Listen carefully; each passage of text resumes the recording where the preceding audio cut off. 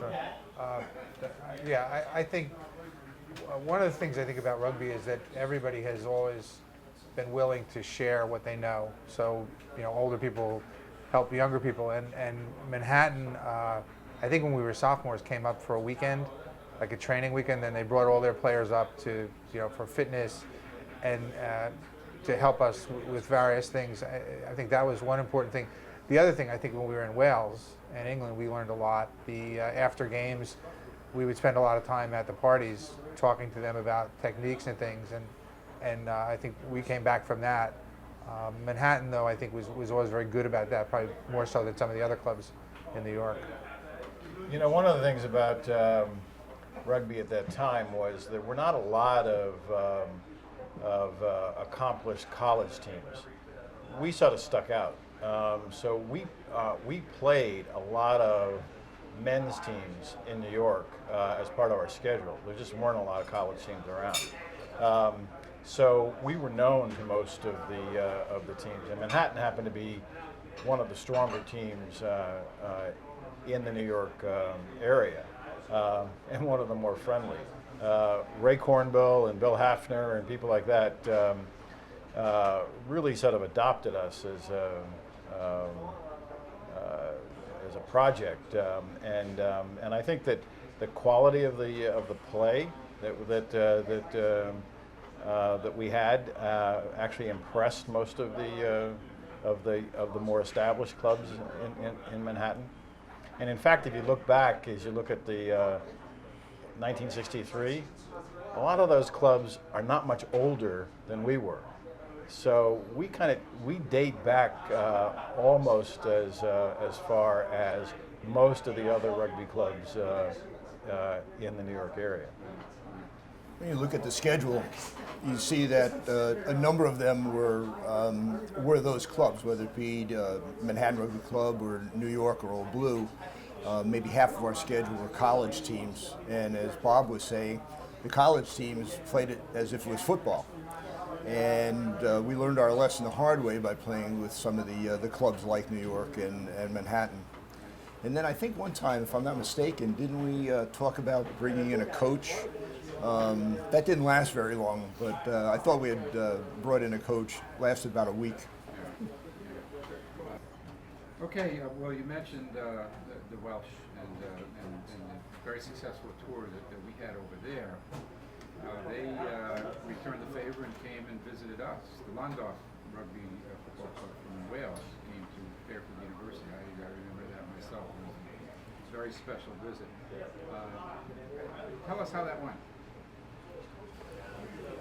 Well, when we were over there, our record, we lost the first game in London, and then we went down to Swansea, lost that game, and right after a league game, there were several thousand people in the stadium. Then we took the bus ride up to Cardiff and played Llandaff and beat them, and they were quite surprised. And we continued up to London and won our last game up there. So when Llandaff came to visit us, they had some revenge motive behind it, and I think I recall that they beat us pretty handily in that game. But great group of guys. Who won the party?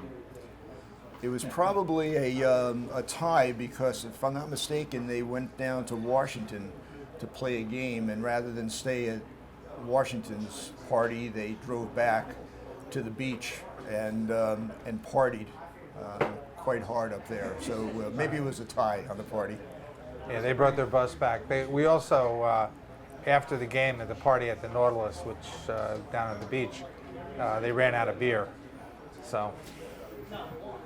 One of the things you were talking about our trip, the first game we had was against a team called Staines, and Staines happens to be right at the end of the runway of Heathrow Airport, and so every time I've flown in and out of London since then, you see that sign for Staines, and it reminds me of that game, and it was a really memorable experience. Memorable for me was the banquet when we hosted them, the special banquet that we had with the Landau team at the campus center. Can anybody recall some of the details on that? Well, I think I guess the highlight was that Jim McKay from Wide World of Sports actually came and spoke, and I think it was Bob who had the idea of, why don't we ask him, because apparently he lived in Westport, and said, why not? I mean, I guess we weren't smart enough to realize that you have to go through a kind of a lot of elaborate stuff, and he was willing to do it, and he came and stayed for the cocktail party and for the dinner and gave a tremendous speech about the Olympics and about how amateur sports was really important. And I think the folks from Landau were very impressed, and I know it was great. It was really good. Yeah, I remember their touring sort of behavior. They probably had done it before, but it was the first time the jackets and the touring ties and just their attitude at the dinner at the banquet was so respectful and so. I mean, they partied. They drank us under the table, but they were really terrific. Well, they also had the first time I ever heard it, no sleeping on tour, and actually took their captain who had tried to go to bed and, as they said, threw him into the sea and put him in the Sound for trying to get out of the party. So. What would I'm sorry, Joe. No, actually more than the captain was thrown into the Sound, because when they got back from Washington, there was a kind of skinny dipping party just outside our house. And I think it was George Hemmer came in and wanted to know what the hell was going on. One of the things about the Welsh, it's true of all the touring sides, but one of the things about the Welsh is that they have incredible voices. And rugby, of course, has rugby songs, and we had rugby songs, and we all sang, but we were nothing compared to the Welsh. And when they would sing in their native language, it was awesome. In fact, what Bob said, when we got into Cardiff, and we're right by Cardiff Arms Park, and the tradition is to greet the visiting team, and a number of us went over to the clubhouse, and we learned a lot of new songs from them. They had to shut down the public side of the bar. I think it was around 10 o'clock. Then they opened up the party side of the bar that lasted till early in the morning. What would a typical Fairfield Rugby club down at the beach party be like? I mean, I can imagine, but, tell somebody that's not necessarily privy to that, how it goes. Well, I guess a lot of times that would kind of be the after party. Very often, at least the first couple of years, I think, we used to have our parties at Sokol Hall in Bridgeport, because we obviously weren't allowed on campus, at that time. And then afterwards, there would be generally a party at somebody's house at the beach. And I think some of those parties were some of the biggest social things going on at school at that time. Because as Bob said before, there were no fraternities or anything, and that kind of functioned as that. So we used to get people from school who were not rugby players. And when the first 3 years, there were no girls. So we would get girls from either the schools down in Westchester or from University of Bridgeport or whatever. So it was that was like a big social deal. That was kind of the initiation for the guys that started playing freshman year, especially first semester. You'd have your party, then the beach party would start, and the frosh had to go try and get some girls to come back to the beach, with the promise, of course, that they would return to the University of Bridgeport. And I'm sure we followed through on that. And then Paul mentioned Sokol Hall. That really became the mainstay of, especially our year, owned by a Ukrainian family, and they were just terrific to us. They always threw us a good party. There are probably two things about the beach parties that I remember. One was that it was a really good beach party if the septic system in the back was overflowing by the end of the party, because it meant that you had a good crowd, and it was and it was a wild time. And the other thing was that Sunday morning, you'd wander around your house and try to identify the people that had passed out and couldn't make it home. You know, in fact, Chris, you talk about that Klondike trip, and when we were ready to send them back home, I believe most of us were sleeping in Paul's room because he had the biggest room in our house, and none of us were ready to leave and send them off, but we got organized and got rid of them. Traditions, a lot of traditions. They come and go. Most of them stay. But can you talk about, from the perspective of somebody back in your time, talking to newer players now, what traditions did you guys have that you remember, and what do you think are the most? What do you think are the most important traditions that we should definitely try to preserve at the club? Well, for me, I thought it was incredible that you had upperclassmen, juniors and seniors, at that activity day, first day in school, that really enticed you to join the club, and then really helped form a bond with that. That certainly was very meaningful, and that's lasted beyond, graduation. And then certainly the camaraderie after the games. You beat the hell out of each other, and then you go and socialize and party and drink and sing. And the one tradition that I always appreciated was Jack Higgins was the choir master, and taught a lot of us the best rugby songs. So we held our own when we were in London and Wales. Chuck was our choir master. Wow. I think one of the things that, at least for me, when I first started playing, was different than than American sports, was that after the game, the teams would shake hands and afterwards, and then go together. And the idea of you play hard on the field, but then afterwards you go out and socialize and talk to the other people. That was very different than what that I had seen in high school, or where generally you didn't talk to the other team at all. And I think as a game, that was really important to pass along to people how you were supposed to play. And in terms of the traditions among the club, or in the club, I think we used to have, obviously at the end of the year, there was a picnic down at Sherwood Island where we would kind of pass the torch from one class to another. And I guess the other thing was that everybody kind of moved up in the various offices in the club, the selection committee, which I thought was an interesting way to pick the teams, and people were very fair about that. I thought generally those kinds of things, to get people involved, so that even the freshmen and sophomores really had an interest and a stake in the club. Yeah, I'm not sure it's a tradition as much as it is something we all learned.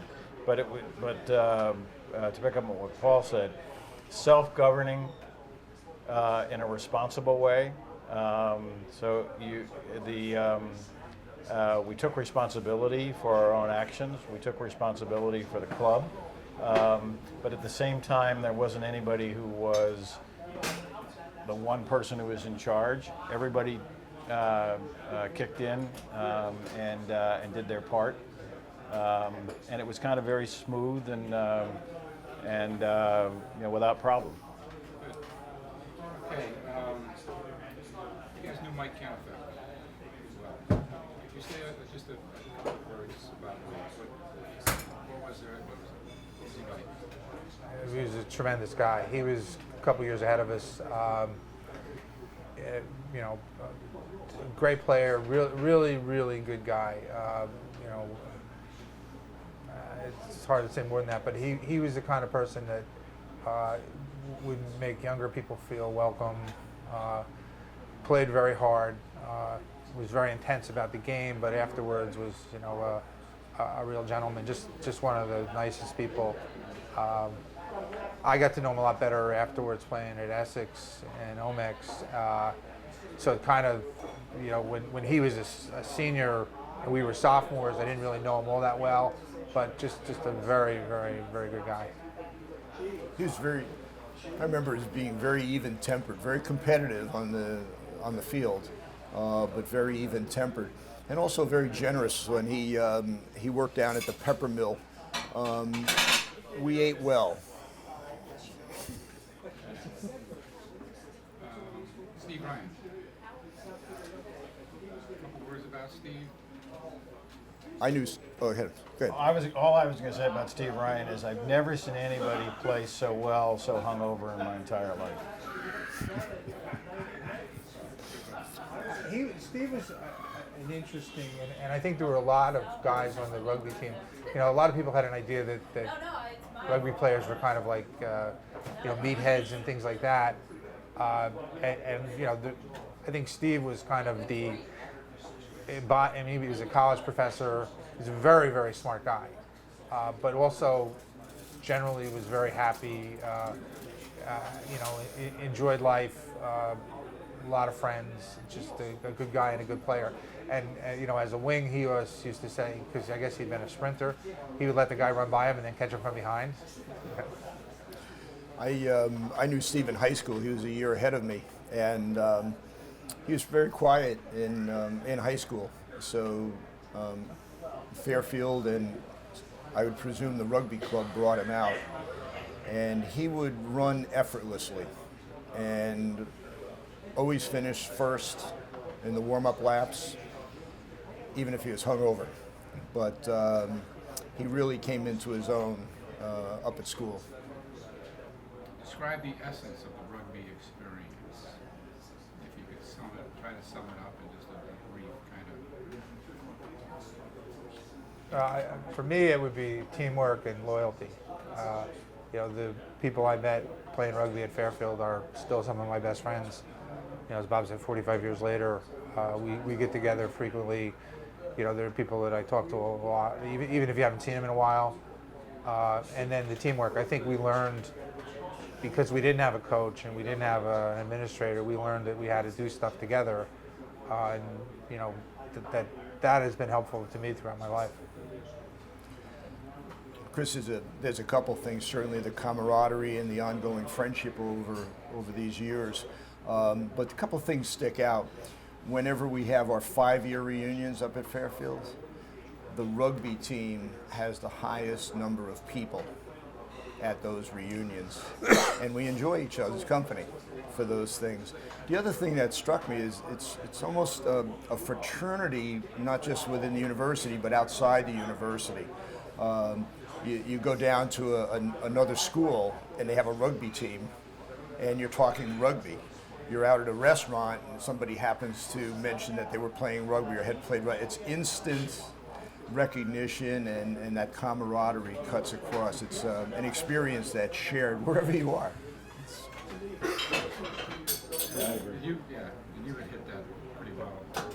Yeah. So, the only other thing this is optional, but you don't have to do it better, but you guys think of the first of any song you want to. Oh, I'll do one. Chuck will sing. I'll do it. You don't have to ask him. You ready? This is it, man. You ready? All right, here we go.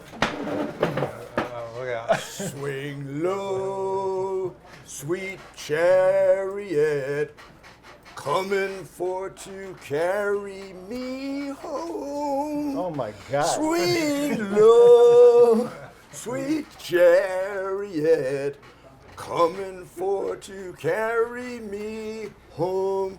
As I looked over Jordan, what did I see? Coming for to carry me Remember, home there's a women's team now. was a flock of white angels coming after me, coming for to carry me home. That's it. Yeah, really. We may end. Oh, hang on. Yeah, that's it.